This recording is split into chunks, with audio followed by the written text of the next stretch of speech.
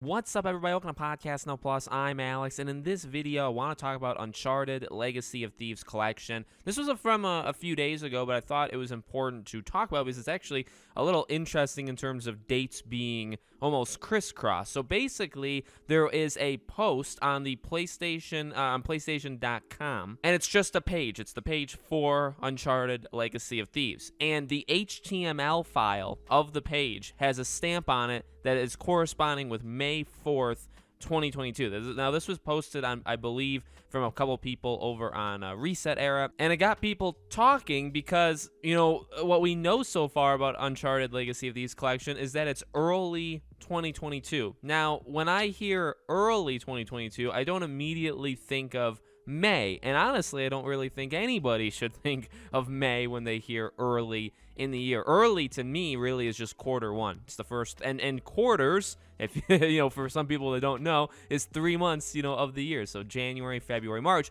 You also have the Uncharted movie, which comes out in February, I believe February like 16, 17, somewhere in that very middle portion of February. So I really think it makes the most sense to do this. Remember, this is Uncharted 4, and this is Uncharted Lost Legacy. This is the PS5 version, and I believe the PS5 version comes first, and the PC version comes after. I don't think there'll be that much separation between them, maybe like a month, 2 months, 3 months. It's not going to be like, I don't think it's going to be like a year or anything crazy like that, but I really think to get it out when you have the movie coming out makes a lot of sense. It makes more sense to me for something like Uncharted than it would for something, in my opinion, like Fantastic Beasts. I don't think it's like imperative. I don't think you need to have Hogwarts Legacy come out like within 2 weeks of the third Fantastic Beasts movie, but I do think it would really help, you know, Uncharted if you had the movie and this game, the re-release, I guess, however you want to call it, come out around the same time. So it is interesting. You know, May 4th is a Wednesday. So I wouldn't say that's, like, it is a placeholder in a way, because that's what some people are saying. Like, right, is it a placeholder?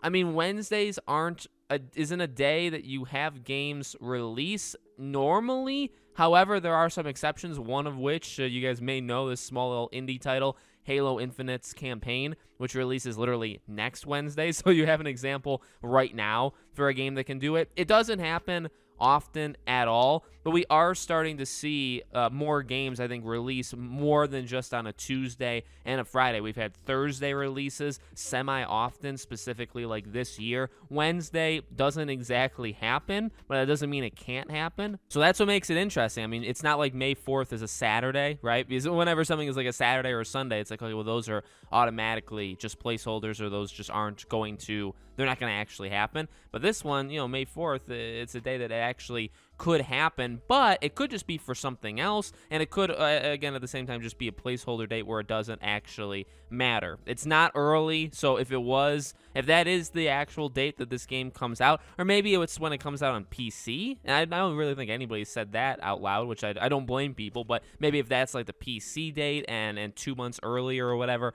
is when the PS5 version comes out, fine, but again, when I hear early 2022, that's not early, so to me it would mean that the game was then delayed, which, you know, I get no problem. I don't really, whenever you want to give me this game is totally cool. Honestly, I don't even know if I want it in February, because February is already packed. February, you already have 2 PS5 exclusives in Sifu and Horizon within like a week and a half of each other.